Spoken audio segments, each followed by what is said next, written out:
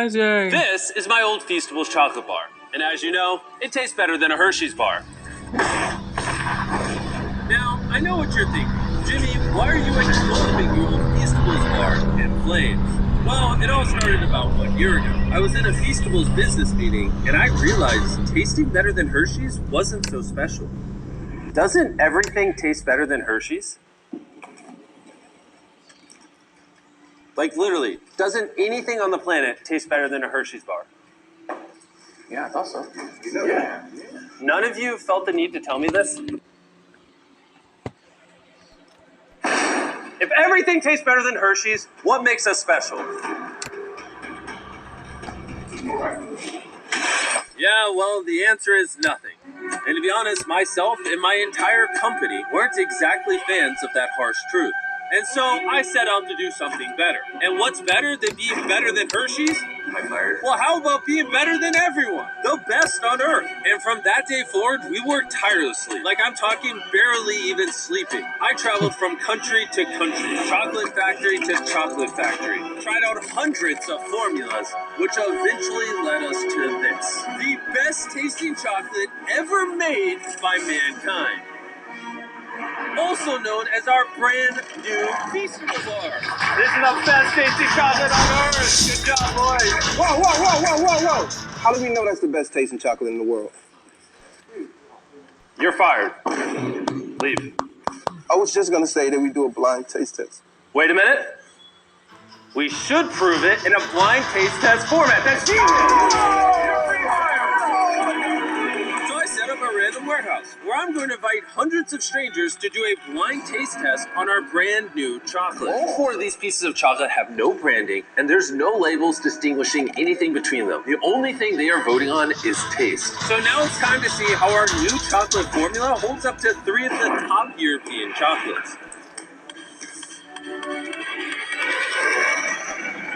The first one the best. Of course, she picked Feastables. I'm gonna go with the first one. Yup. That has a really nice bite to it, and it's a little bit richer than the other ones. I'm not even surprised by what she's saying. Another one. I like that a lot. It's really good. I would eat that every day. That is what an intelligent man looks like. So weird tasting. Haven't tasted before. It reminds me of it's not Hershey. Hershey's not that good. Better than Hershey's, but This might bankrupt Hershey's. Chocolate for sure. Another one. Back to back to back to back. I'm gonna be honest, we just keep winning. It's boring. And the new bars come in 7 flavors: milk chocolate. Thank you. A milk crunch. Yes, please. Almond. Peanut butter. Used to be called These Nuts, but you know. Peanut butter crunch. That one? Dark chocolate. One. And dark chocolate sea salt. Thank you. The new bars are available nationwide at every single Walmart. Go give them a try. We genuinely put a ton of effort into these. If you spend your money on these, influencers, I and really want you to celebrities enjoy who it. will plan out Starting one chance to February win 17th for exciting 30 days prizes free. fast. Download Shopee now. $1,000 to a lucky customer who scans the QR code on the back of any new Feastable bar. So go give the new bars a try. You might win 10 grand, and I can't wait to see what all of you think. Wow, $10,000 if you want to buy this chocolate bar. Okay, the next one. Over the past 4 years, we've seen the rise of retention editing. Guys like MrBeast have popularized this overly edited content style, mainly because they wanted more views, but ultimately they've made millions of dollars by doing so. And the science behind it is not that complicated. If you've been on YouTube for a while, you know that the higher the retention rate is of a video, then the more chances it has of getting pushed out even further and ultimately getting more views, more subscribers, and growing your channel. That's why you've been seeing these crazy I was able to remove the screws from the first videos with super fast cuts. It's because these guys are trying to keep you on the video for as long as possible. And now, because of this, everyone who hopped on that trend of having these crazy edits is blending in with the crowd and entering what I like to call the attention recession. They're spending all this money, effort, and time into creating these videos, but ultimately getting no new attention. And that's a serious problem, right? Like, who wants to spend all this money on these edits and spend all this time going back and forth with revisions and actually recording the videos themselves for your videos not to get any more views than they were before? Hey, if you guys don't know me already, my name is Yusuf Ertabak. I'm a videographer who simply just grew into business, and I have a creative agency now where I help people build personal brands, design their own unique style on the internet, and most importantly, post content. In today's video, we're going to be going over 3 things. I'm going to keep it this overly edited, supposedly engaging style of content is no longer getting the results it used to. Number 2, what style is actually getting results right now with proof of other YouTubers using that style. And number 3, how you can use that style in your own videos to see explosive growth. Okay, so first of all, what's the problem with this retention style editing and why is it not working? Well, it's simply because people are getting desensitized to these overly edited videos. Not only because this style of editing is easily accessible now because the market is just so saturated with editors who can do Stop it! copy paste, but also because a good edit doesn't necessarily mean you know what you're talking about, and people are catching on to this. Your viewers are sick and tired of clicking on these supposedly better looking videos, expecting better results, and ultimately getting no real value brought to their tables. And as we all know, that's not a regular thing. People are competing for attention right now more than ever, and it's a race to the bottom. Who can have like the crazier overlays or like the cooler animations or speed ramps, right? Like everybody's just thinking that that's the way to get more views when all of that is just leading you into a rat race. You're intentionally setting yourself up for failure by competing with other people who are just making videos to make videos. If you were to focus on giving hardcore value, 10 times more results, even 100 times more results, because your videos would actually have way more of an impact than before, which is so crucial when you create videos. If you create videos that take a person from A to B, you will see more results. And that's simple. People will engage with your content more. They'll see more value in you, and they'll see you as more of an authority because you actually help them instead of saying, hey, New Milk Honor Creamy Lollipop.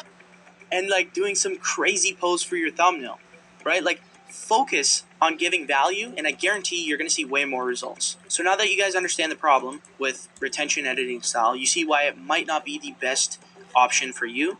I'm going to be showing you guys hardcore proof of this new style that other YouTubers are using right now to get explosive growth. Check it out. Okay, so for our first case study, I'm going to be showing you guys Charlie Morgan.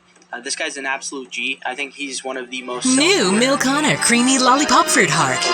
A delicious and nutritious snack. YouTube ever. But he posted a video 4 weeks ago that got 187,000 views.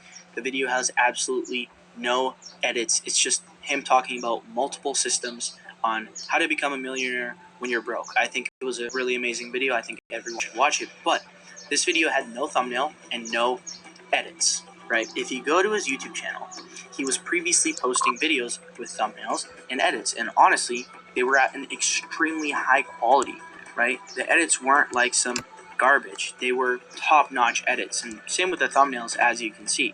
But he was averaging anywhere from 5 to 20k views on average. And then when he posted that video 4 weeks ago with literally no thumbnail and no edits, that was an hour long, he got 187,000 views. And to prove this raw, organic style works, he then again posted another video, completely raw, no edits. The thumbnail was probably suggested by YouTube again. 24k views.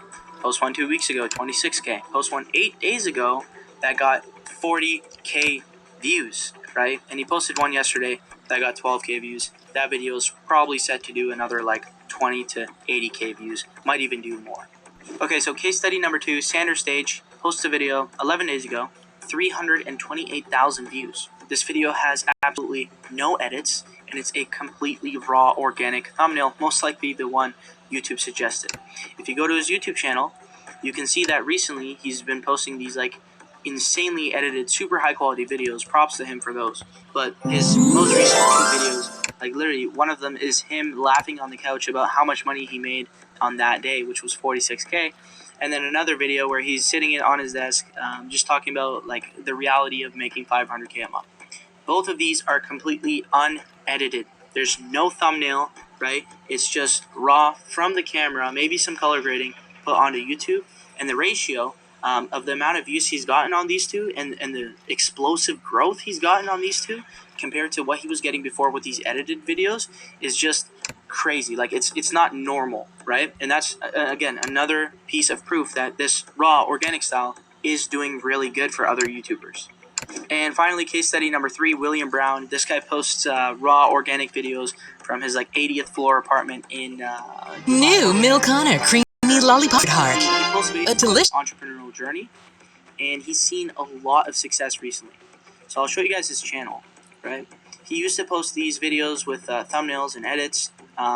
He did post one with just like an unboxing with his webcam again. It didn't do that well, but it still did 13k views, right? A lot better than what he was doing with these edited videos. Some of them even got like 2.6k views, which is like compared to what he's getting now, that's horrible. But it's still very successful for your first like 10 videos. Now, that video I just showed you, 60k views, and it was 3 months, completely raw, no edits. He goes on and posts another video with a thumbnail, doesn't do as well, and then he does it again, the raw video, but this time he doesn't get the results he wants. So I think in this phase, he kind of like returned to this like thumbnail edited style content, but then he's like, okay, we're going to give it another shot, and boom. A month ago, he posted a video, completely raw, 371,000 views, more than 250,000 of views, right? Like, that's no joke. If you look at his other videos, like, that's a big jump, right? And he's like, okay, let's keep doing this. Does it again, 5.4K, not bad. Does it again.